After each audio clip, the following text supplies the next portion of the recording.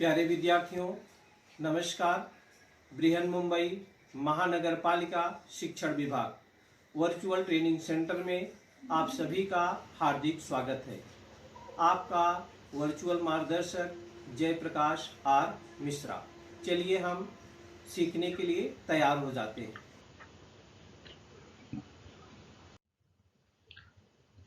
आज हम लोग कक्षा 10वीं विषय विज्ञान और प्रौद्योगिकी भाग 1, जिसको हम साइंस एंड टेक्नोलॉजी पार्ट 1 बोलते हैं। आज का अपना प्रकरण है अंतरिक्ष अभियान। इस अंतरिक्ष अभियान में हम आपको 2 वीडियो शेयर करेंगे बच्चों। आज हम लोग पहला वीडियो देखेंगे। अंतरिक्ष अभियान पार्ट फर्स्ट में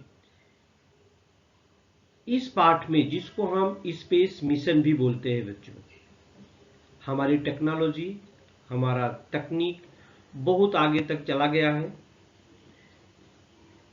तो बच्चों, हम स्पेस मिशन में क्या क्या सीखेंगे, सबसे पहले हम उसको जान लेते हैं। स्पेस मिशन में हम लोग अंतरिक्ष अभियान के बारे में सीखेंगे। कृत्रिम उपग्रह क्या होता है, कृत्रिम उपग्रहों का वर्गीकरण, कृत्रिम उपग्रहों की भ्रमण कक्षा, उपग्रह प्रक्षेपक और पृथ्वी से दूर गए अंतरिक्ष अभियान। इस पाठ में हम अंतरिक्ष अभियान में ये सब चीजें हम लोग सीखने वाले हैं। तो सबसे पहले हम जो शुरुआत करेंगे वो अंतरिक्ष अभियान क्या है, इसके बारे में जानेंगे। अंतरिक्ष अभियान की आवश्यकता और महत्व के बारे में देखेंगे। कृत्रिम उपग्रह जो है, जो आर्टिफिशियल सैटेलाइट हैं, उसके बारे में देखेंगे। उपग्रह का प्रकार, उपग्रह का कार्य और भारत की उपग्रह मालिकाओं की ओर प्रक्षेपकों के मान और कृत्रिम उपग्रह की परिभ्रमण कक्षा। उसमें उच्च कक्षा देखेंगे, मध्य कक्षा देखेंगे, निम्न कक्षा देखेंगे। ये सारी बातें हम पार्ट 1 वीडियो पहले में हम लोग देखने वाले हैं। बच्चों, अंतरिक्ष अभियान, स्पेस मिशन। अज्ञात का मानव को हमेशा आकर्षण रहा है और उसके बारे में जानकारी प्राप्त कर अपने ज्ञान की परिधि को बढ़ाने का वह सतत प्रयत्न करता आ रहा है। अंतरिक्ष और उसमें टिमटिमाते तारों का भी उसे प्राचीन काल से कौतूहल रहा होगा। अंतरिक्ष में उड़ने के स्वप्न वह हमेशा ही देखता रहा होगा और उसके लिए वो प्रयत्नशील भी रहा होगा। तो बच्चों, ऐसी सारी संकल्पनाएं जब अपने मन में आती है तो उसका कभी न कभी निराकरण भी हो जाता है। तो आज हम अंतरिक्ष अभियान, जिसको स्पेस मिशन कहते हैं, इसके बारे में हम देखेंगे।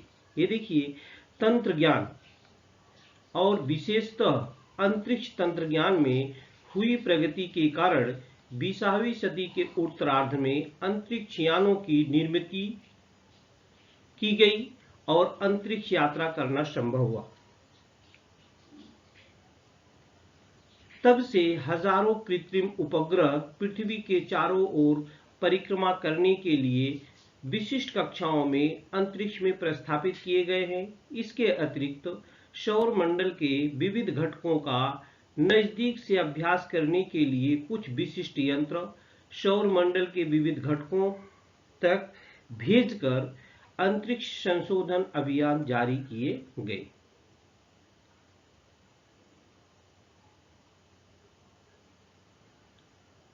अवकाश अभियान को 2 प्रकारों में वर्गीकृत किया गया है। कृत्रिम उपग्रह पृथ्वी की कक्षा में प्रस्थापित करके विविध प्रकार के अनुसंधान करना और उपग्रहों का अपने जीवनोपयोगी घटकों के लिए उपयोग करना, ये पहले प्रकार के अभियानों का उद्देश्य है। दूसरे प्रकार के अभियानों का उद्देश्य सौर मंडल या उसके बाहर स्थित विविध घटकों तक अंतरिक्ष यान भेजकर उन घटकों का नजदीक से निरीक्षण करना और उसके बारे में जानकारी प्राप्त करना। तो ये जो मुख्य प्रकार है बच्चों, 2 प्रकार है। कितने हैं? 2 प्रकार है।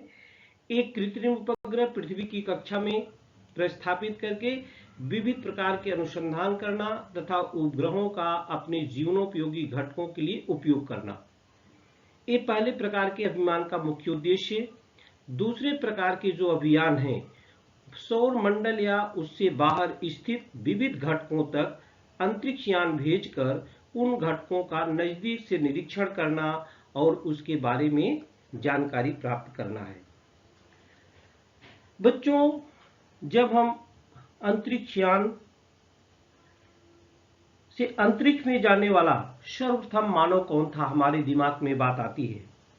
तो सर्वप्रथम मानव जो था बच्चों, वो रशिया का यूरी गागरिन था। रशिया का क्या था बच्चों? Yuri Gagarin.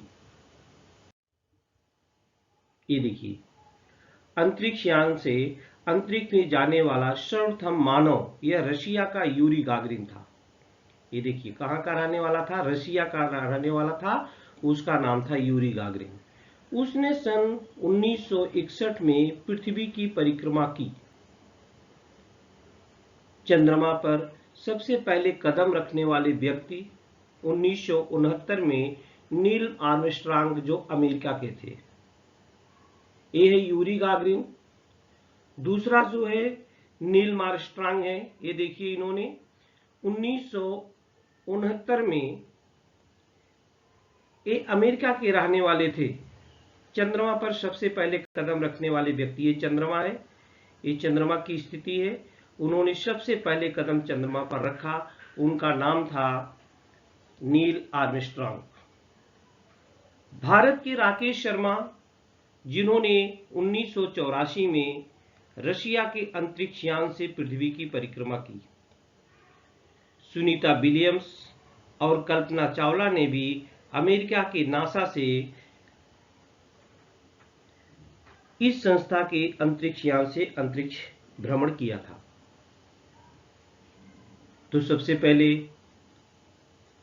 रशिया के अंतरिक्ष में जाने वाले नाम था यूरी गागरिन। चंद्रमा पर सबसे पहले पैर रखने वाले नील आर्मस्ट्रांग, जो अमेरिका के थे। 1969 में भारत के अपने राकेश शर्मा आए। उन्होंने 1984 में रशिया के अंतरिक्ष यान से ये थे Indian first man in space, Rakesh Sharma. इन्होंने 1984 में रशिया के ही अंतरिक्ष यान से पृथ्वी की परिक्रमा की। और अपने इंडियन थे सुनीता विलियम्स। इन्होंने भी नासा, जिसको बोलते हैं national aeronautics and space administration, NASA बोलते हैं, उसका फुल फॉर्म है national aeronautics and space administration. इस संस्था के अंतरिक्ष यान से इन लोगों ने अंतरिक्ष भ्रमण किया था। ये है कल्पना चावला।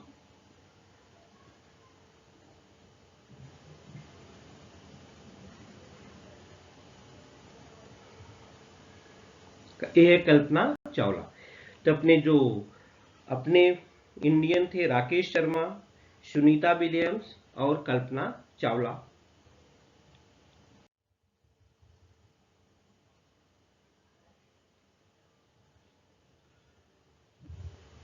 अंतरिक्ष अभियान की आवश्यकता और महत्व क्या है बच्चों? अंतरिक्ष अभियान की आवश्यकता और महत्व। अंतरिक्ष अभियानों द्वारा प्रक्षेपित किए गए कृत्रिम उपग्रहों के कारण आज विश्व एक वैश्विक गांव बन गया है। आज हम एक क्षण में दुनिया के किसी भाग में रहने वाले व्यक्ति से संपर्क कर सकते हैं। जो आपके हाथ में मोबाइल है, आप बटन दबाते ही दूसरे से कनेक्ट हो जाते हैं। घर बैठे दुनिया की घटनाओं की जानकारी प्राप्त कर लेते हैं। इंटरनेट का महत्व आप सब लोग जानते हैं। इंटरनेट से आप कुछ भी जानकारी ले सकते हैं। 1 मिनट के लिए भी इंटरनेट बंद हो जाता है तो लगता है सारी दुनिया ही बंद हो गई है। तो उसके द्वारा कोई भी जानकारी एक क्षण में आप प्राप्त कर सकते हैं। आने वाली प्राकृतिक आपदाएं जो होती हैं उसकी पूर्व सूचना प्राप्त होने के कारण सतर्क रहना भी संभव हुआ है। युद्ध अगर करना है, शत्रु की सेना की स्थिति के बारे में जानकारी लेना है, भूगर्भ में खनिज पदार्थों का भंडार, ये सब की जानकारी अगर लेना है तो ये हम कृत्रिम उपग्रहों के द्वारा ले सकते हैं। ये देखिए कैसे हमको जानकारी देता है। ये देखिए रिसीवर यहाँ पर लगा हुआ है, ये ट्रांसमीटर है, ये भी रिसीवर है। ये उपग्रह कृत्रिम उपग्रह छोड़ दिए जाते हैं अपने अंतरिक्ष में और सारी जानकारी आपको देते रहते हैं। सारी जानकारी क्या होते हैं, आपको मिलती रहती है बच्चों। ये सारी जानकारी हमें प्राप्त होती है। अंतरिक्ष अभियान के ऐसे अनगिनत लाभ हैं, बहुत सारे लाभ हैं बच्चों। वर्तमान काल में अंतरिक्ष तंत्र ज्ञान के बिना कोई भी देश प्रगति नहीं कर सकता है। जब आप टेक्नोलॉजी में आगे जाएंगे तो ही आप आगे बढ़ सकते हैं बच्चों। अब हमारे वैज्ञानिकों ने जब अंतरिक्ष अभियान की आवश्यकता और महत्व को उन लोगों ने समझा तो बहुत सारे आर्टिफिशियल सैटेलाइट हमारे अंतरिक्ष में छोड़े गए हैं और वो बहुत सारी जानकारी हमें दे रहे हैं। तो चलिए हम कुछ आर्टिफिशियल सैटेलाइट के बारे में भी बात कर लेते हैं। ये देखिए कृत्रिम उपग्रह, कुछ तो नेचुरल प्राकृतिक उपग्रह जैसे सूर्य क्या है, ये सब तो नेचुरल है, प्राकृतिक है। इसको हमने सूर्य, चंद्रमा, बुध, शुक्र जो ग्रह वगैरह है, सौर परिवार है, इसको तो हम लोगों ने भेजा नहीं है। हमने जो भेजा है उसको ही आर्टिफिशियल बोलते हैं। तो आर्टिफिशियल सैटेलाइट क्या है बच्चों, प्राकृतिक उपग्रह अर्थात पृथ्वी के या किसी ग्रह के चारों ओर जो नियमित कक्षा में परिक्रमा करने वाले खगोलीय पिंड हैं। चंद्रमा है, यह पृथ्वी का अकेला प्राकृतिक उपग्रह है। सौर मंडल के अन्य कुछ ग्रहों को एक से अधिक प्राकृतिक उपग्रह प्राप्त हैं। प्राकृतिक उपग्रह की तरह कोई मानव निर्मित यंत्र पृथ्वी के या किसी ग्रह के चारों ओर नियमित कक्षा में परिक्रमा करते हैं तो उसे हम कृत्रिम उपग्रह कहते हैं। ये लोग उपग्रह जो भेजे गए हैं एक निश्चित कक्षा में, ये भी देखिए जो है घूम रहे हैं। प्रथम कृत्रिम उपग्रह जो भारत ने भेजा था बच्चों,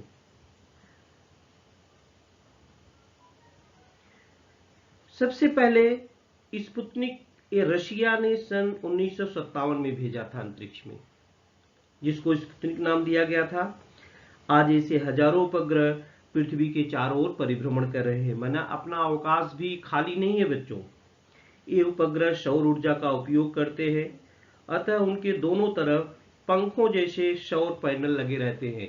ये बच्चों सौर ऊर्जा का प्रयोग करते हैं, इसको ही पैनल बोलते हैं, सौर पैनल है। पृथ्वी से आने वाले संदेश ग्रहण करने के लिए और पृथ्वी की ओर संदेश भेजने के लिए उपकरण लगे होते हैं। इसमें संदेश लेने के लिए भी उपकरण लगे होते हैं और संदेश देने के लिए भी उपकरण लगे होते हैं। प्रत्येक ग्रह में उनके कार्य के अनुसार लगने वाले बहुत सारे उपकरण लगे होते हैं, जैसा आप चित्र में देख रहे हैं। पृथ्वी से उपग्रह की ओर जाने वाले और उपग्रह से पृथ्वी पर भ्रमण ध्वनि टावर इत्यादि की ओर आने वाले संदेश हमें दर्शाए जाते हैं। ये देखिए कैसे संदेश को लेना है और कैसे संदेश को ले जाना है। तो बच्चों उसके कार्य के अनुसार विविध प्रकार के कार्य करने के लिए विविध प्रकार के उपग्रह अंतरिक्ष में भेजे गए हैं। उनके कार्य के अनुसार उनका वर्गीकरण भी किया जाता है। तो उनका जो वर्गीकरण किया गया है, इनसेट है इंडियन नेशनल सैटेलाइट, दूसरा जो है GSAT geosynchronous satellites, IR, NSS है Indian regional navigation satellites systems, विविध प्रकार के उपग्रह भेजे गए हैं। IRS है, इंडियन रिमोट सेंसिंग सैटेलाइट्स, और GSLV है,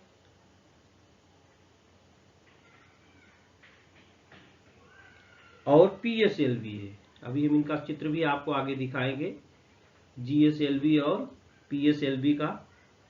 इस प्रकार से एक कृत्रिम उपग्रह जो होते हैं वो बने होते हैं। उपग्रह के प्रकार, कौन से उपग्रह हमें किसकी जानकारी देते हैं, उनका कार्य क्या है। हमने बताया कि अनेक प्रकार के उपग्रह अनेक प्रकार के कार्यों के लिए अलग अलग भेजे गए हैं। तो हम दिखाएंगे आपको कुछ। ये देखिए उपग्रह का प्रकार, उपग्रह का कार्य और भारत की उपग्रह मालिकाओं की ओर प्रक्षेपकों के नाम जो हमने अभी प्रक्षेपित किया, INSAT, GSAT, IRNSS, IRS, GSLV, PSLV, ये सब आपने देखा। इनका काम क्या है, जैसे मौसम की जानकारी, मौसम की जानकारी देने वाला कौन सा उपग्रह है, इसको वेदर सैटेलाइट बोलते हैं। ये मौसम का अभ्यास और मौसम का अनुमान दर्शाता है। जैसे आप टीवी में देखते होंगे, टीवी में जब आप समाचार सुनते हैं मौसम की जानकारी देता, तो मौसम की जानकारी कौन देता है, जो अपने उपग्रह छोड़े गए कृत्रिम उपग्रह इनसेट INSAT व GSAT, प्रक्षेपक कौन, उसका GSLV। ये जो होते बच्चों इनसेट और GSAT, ये मौसम विभाग की जानकारी हमको देते हैं। कम्युनिकेशन सैटेलाइट है, ये देखिए दूसरा है कम्युनिकेशन सैटेलाइट, जो हम बातचीत करते हैं। विश्व के अलग अलग प्रदेशों में विशिष्ट लहरों द्वारा संपर्क प्रतिस्थापित करना, ये भी इनसेट और GSAT है, इसका प्रक्षेपक है GSLV। ध्वनि चित्र प्रक्षेपक उपग्रह है ब्रॉडकास्ट सैटेलाइट्स।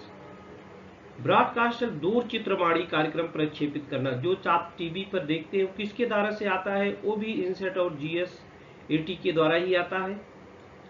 दिशा दर्शक नेविगेशनल सैटेलाइट्स, दिशा दर्शक कौन बताता है, पृथ्वी पर स्थित किसी भी जगह का भौगोलिक स्थान अर्थात उस जगह का अत्यंत अचूक अक्षांश, लैटिट्यूड या लैग्नीट्यूड बने अक्षांश और रेखांश, ये निश्चित करना IRNSS का है।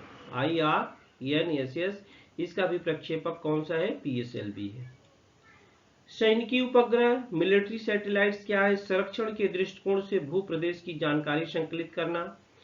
पृथ्वी निरीक्षक उपग्रह अर्थ ऑब्जर्वेशन सैटेलाइट, पृथ्वी के पृष्ठभाग पर स्थित जंगल, रेगिस्तान, सागर, ध्रुव प्रदेश, बर्फ, इनका अध्ययन करने के लिए प्राकृतिक संसाधनों की खोज और व्यवस्थापन, बाढ़, ज्वालामुखी, प्राकृतिक आपत्तियों में निरीक्षण करना, ये सब कौन करता है, किस कृत्रिम के द्वारा, IRS, इसका भी प्रक्षेपक है PSLV। तो बच्चों ये तमाम प्रकार के उपग्रह हैं, उपग्रह के प्रकार हैं, उपग्रह के कार्य हैं और भारत की उपग्रह मालिकाओं की ओर प्रक्षेपकों के नाम भी दिए गए हैं। इस प्रकार से उपग्रहों के प्रकार हैं, उनके कार्य हैं, किसके माध्यम से होता है, ये भी आपको इसमें बताया गया है। तो कहने का अर्थ है बच्चों, विभिन्न प्रकार के कार्य करने के लिए विभिन्न प्रकार के उपग्रह अंतरिक्ष में भेजे गए हैं। ये सब तंत्र ज्ञान के आधार पर हो पाया है बच्चों। हमारे वैज्ञानिक हमेशा मिशन में लगे हुए हैं, कोई न कोई नई नई खोज हमेशा करते रहे हैं। ये बच्चों ये देखिए पृथ्वी अपना है। कृत्रिम उपग्रह की जो परिभ्रमण कक्षा होती है वो किस प्रकार से होती है, ये देखिए। कृत्रिम उपग्रह की भूपृष्ठ से ऊंचाई,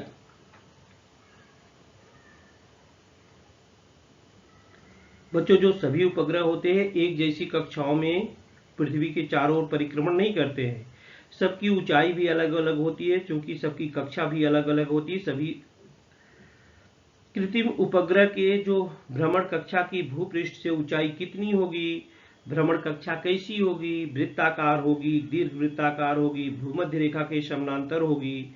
ये सभी बातें जो सैटेलाइट भेजा जाता है उसके कार्य के अनुसार निश्चित की जाती है। तो भूपृष्ठ से विशिष्ट ऊंचाई पर घूमते रहने के लिए उपग्रह को उपग्रह प्रक्षेपक द्वारा उस ऊंचाई तक जो होता है पहुंचाया जाता है।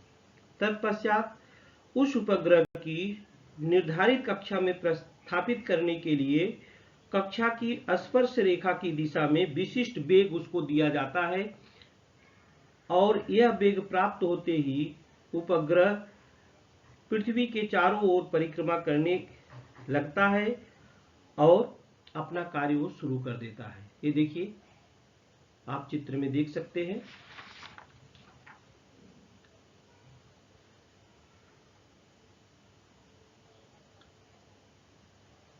कैसे जो है वो अपनी निश्चित कक्षा में, सभी उपग्रह हमने बताया कि निश्चित कक्षा में घूमते हैं।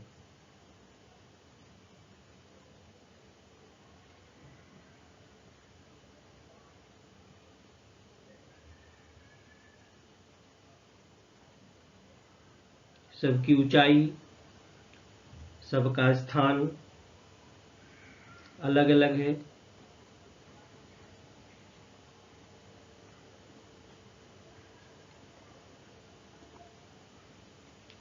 तो हमने आपको शुरुआत में ही बताया था।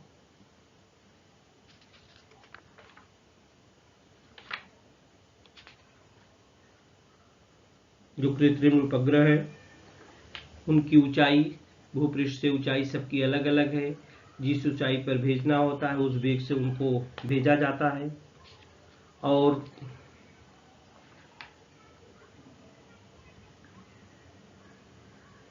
उस ऊंचाई पर वो रहते हुए अपने स्थान पर परिभ्रमण करते हैं।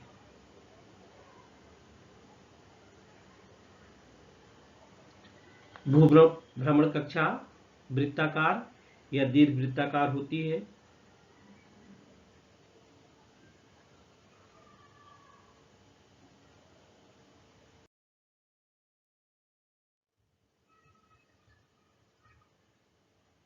भूपृष्ठ से कृत्रिम उपग्रह के प्रभ्रमण कक्षा की ऊंचाई कितनी है उसके अनुसार से सामान्यतः कक्षाओं का वर्गीकरण किया जाता है। उच्च कक्षा, हाई अर्थ ऑर्बिट्स क्या है? हाई अर्थ ऑर्बिट जिन उपग्रह भ्रमण कक्षाओं की भूपृष्ठ से ऊंचाई 35,780 किलोमीटर, भूपृष्ठ से ऊंचाई 35,780 किलोमीटर से अधिक होती है, उन कक्षाओं को उच्च कक्षा कहते हैं।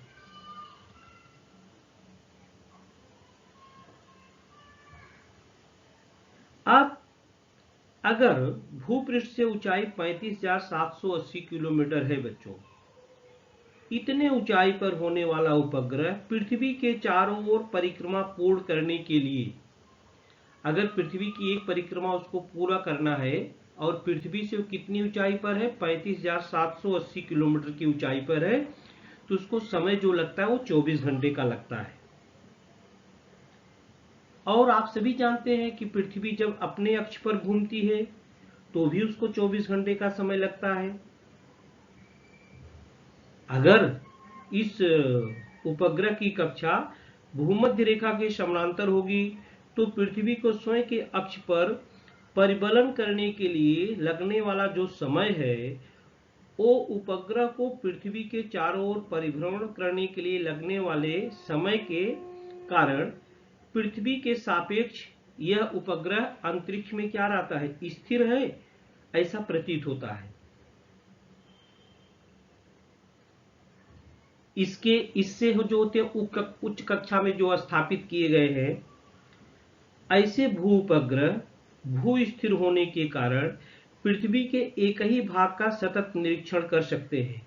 इनसे मौसम विज्ञान, दूरध्वनि, दूरचित्रवाणी, आकाशवाणी, संदेश वाहन के लिए इसका हम उपयोग करते हैं उच्च कक्षा का। जो मीडियम अर्थ होता है, मध्य कक्षा, इसकी भूपृष्ठ से ऊंचाई 2000 किलोमीटर से 35,780 किलोमीटर तक होती है। भूपृष्ठ से ऊंचाई मध्यम कक्षा मीडियम अर्थ ऑर्बिट्स का जिन उपग्रह भ्रमण कक्षाओं की ऊंचाइयां भूपृष्ठ से 2000 किलोमीटर से 35,780 किलोमीटर के बीच होती है, उन कक्षाओं को हम मध्य कक्षा कहते हैं।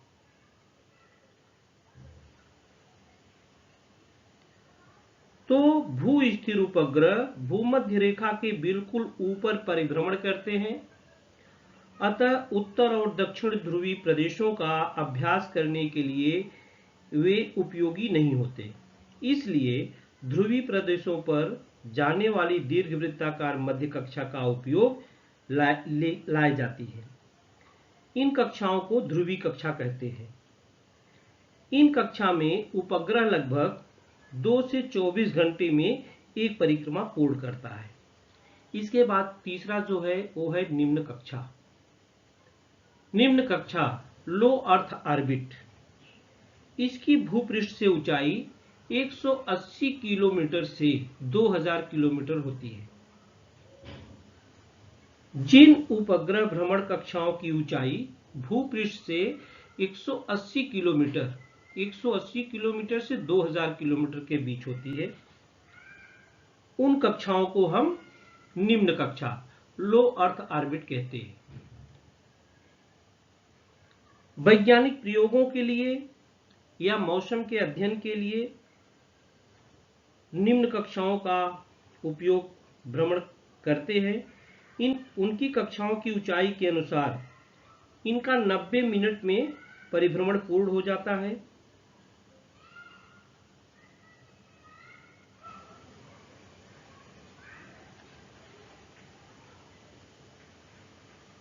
तो आपने देखा उपग्रहों की जो विविध कक्षाएं हैं। उच्च कक्षा जो भूपृष्ठ से 35,780 किलोमीटर से अधिक, मध्यम कक्षा भूपृष्ठ से ऊंचाई 2000 किलोमीटर से 35,780 किलोमीटर के बीच, और निम्न कक्षा आपने देखा भूपृष्ठ से ऊंचाई 180 किलोमीटर से 2000 किलोमीटर के बीच। तो ये आप लोगों ने इसकी देखा है।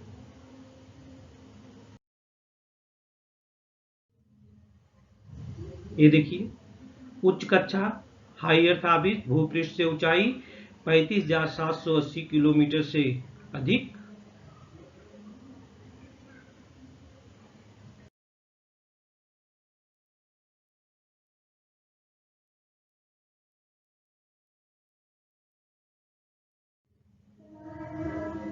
दूसरी जो कक्षा आपने देखा मध्यम कक्षा मीडियम अर्थ भूपृष्ठ से ऊंचाई 2000 किलोमीटर से 35,780 किलोमीटर,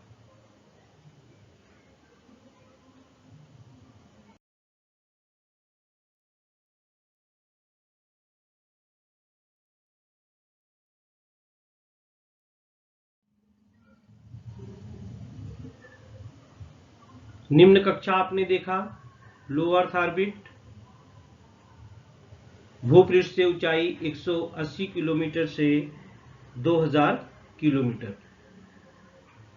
ये उपग्रहों की विविध कक्षाएं थी।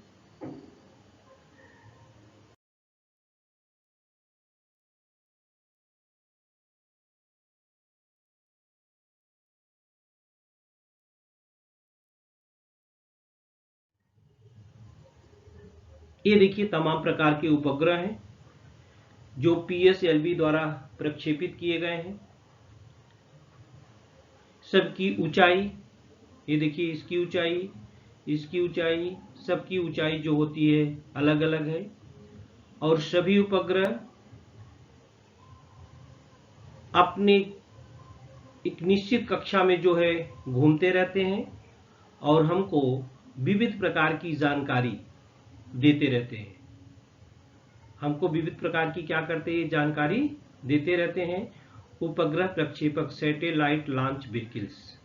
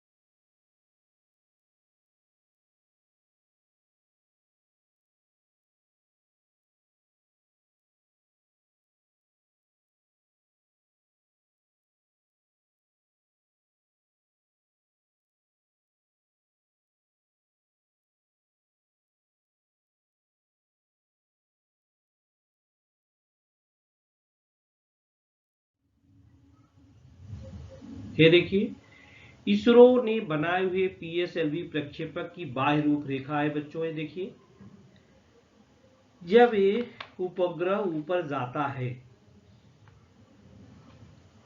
ये कैसे कैसे जो होता है ऊपर जाता है, एक एक भाग उसमें से निकलता रहता है। ये देखिए, ये घन ईंधन पर कार्य करने वाला प्रारंभिक धक्का निर्माण करने वाला इंजन होता है, सबसे नीचे होता है।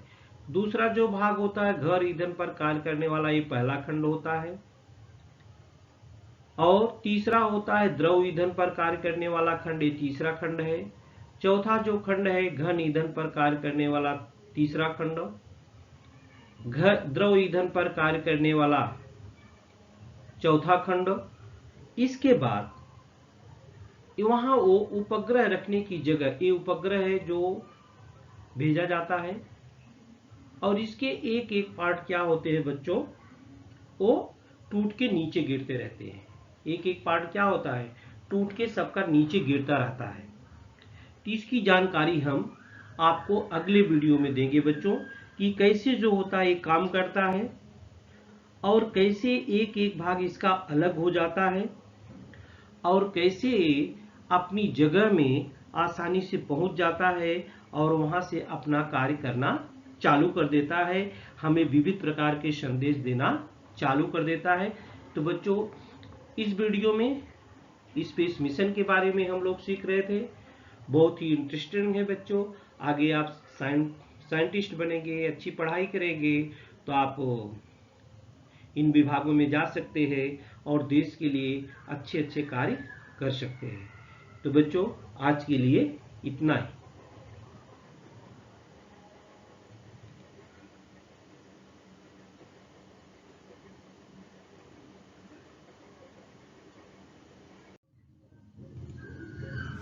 प्यारे विद्यार्थियों, हमने जो आज सीखा, हमें पूर्ण विश्वास है आप उसको अच्छी तरह से सीख चुके हैं और उसका आप अच्छी तरह से अभ्यास भी करेंगे। आज के लिए इतना ही। धन्यवाद।